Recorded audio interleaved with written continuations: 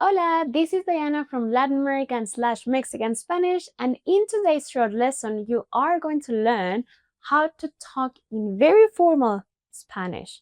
We are going to practice how to reply and how to start conversations. And I know that you probably work on a Spanish-speaking country, or you are maybe applying for a master's overseas, or you want to talk to the family or your partner that is Spanish speaker in a very formal way. And for all of that, this video is necessary. If you haven't watched the video where I very clearly explain the difference between the tú and the usted form, please go have a look and you will know exactly in which kind of circumstances you have to use one or the other. Now, for today's lesson, we are mainly going to use calls and emails as examples. So let's start using this very traditional structure for emails. You, of course, always have your opening line, apertura. You always have the body of your text, el cuerpo de tu mensaje, and you always have a closing line, el cierre. In the apertura, your opening lines, the classic is estimado. Obviously, if you are addressing a girl, a woman, you say estimada. There is also another one that personally I use a lot, querido or querida. Maybe you cannot use this one with everyone, but when you have already a interaction with someone that, yeah, that person is your workmate, but you also have a bit of a friendship. For example, with a lot of my private students, I talk to them or I address them as querido or querida, because after working together for 1 or 2 years, seeing them every day, 2 or 3 times a week, it is different, you know? It's not a person that is just somewhere there behind a computer. That's why the querido suits very well in there. After the very, very opening line, in English, the classic is, I trust this email finds you well. However, there are many twists that you can give to that in Spanish. We have exactly the same.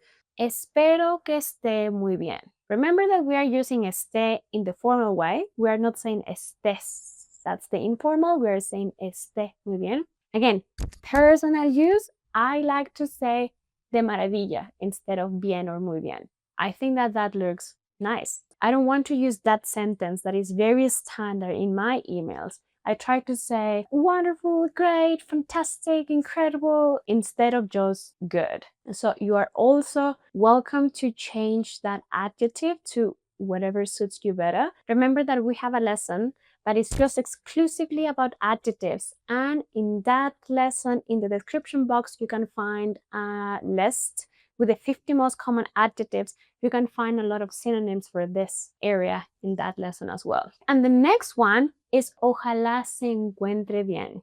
Ojalá se encuentre bien. Hopefully you're fine. I hope you're fine. I trust you're fine. That is also very used. And one more time, I love to use de maravilla. Ojalá se encuentre de maravilla.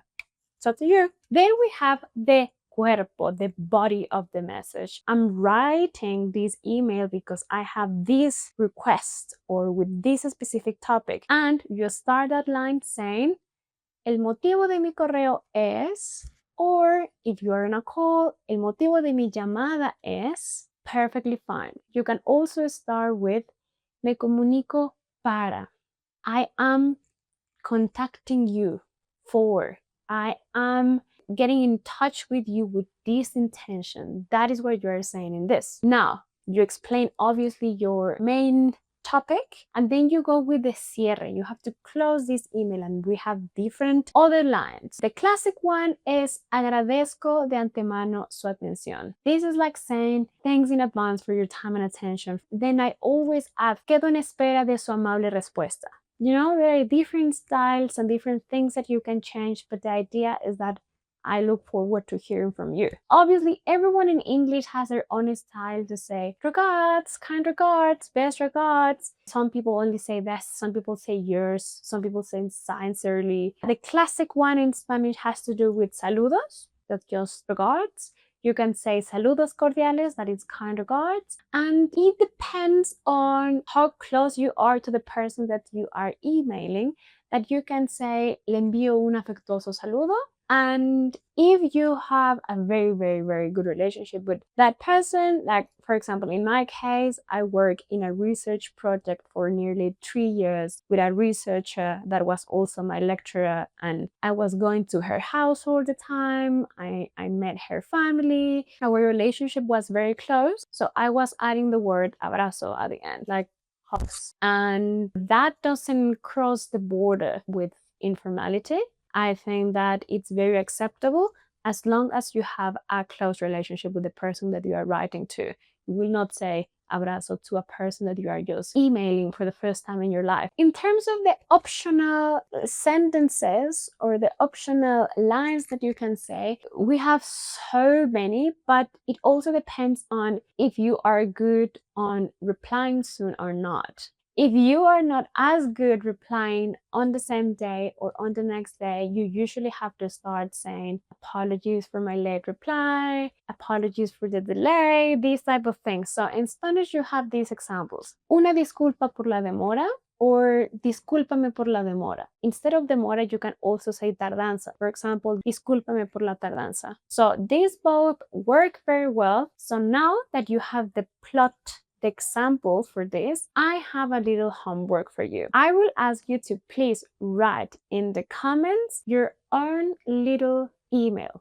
You can be as creative as you want as long as you follow the etiquette for emails in Spanish. You have to start with an opening line like "Dear client, I hope that you are doing fine." Then the body of the message. Then use a closing line. Say, "I really appreciate your time and attention. Kind regards." So here we only did emails, but if you are interested in knowing how to communicate, for example, in a video call, maybe a phone call, maybe you need to give a presentation in Spanish in front of a lot of people, all of that also has a structure, and you can find multiple exercises and examples in our website. Remember that you can get one specific lesson or a whole package of lessons with an incredible discount. And don't forget that if you would like me to adapt all this information to your specific area, your academic field, or your business, you can always book a one-to-one private session where I can help you solve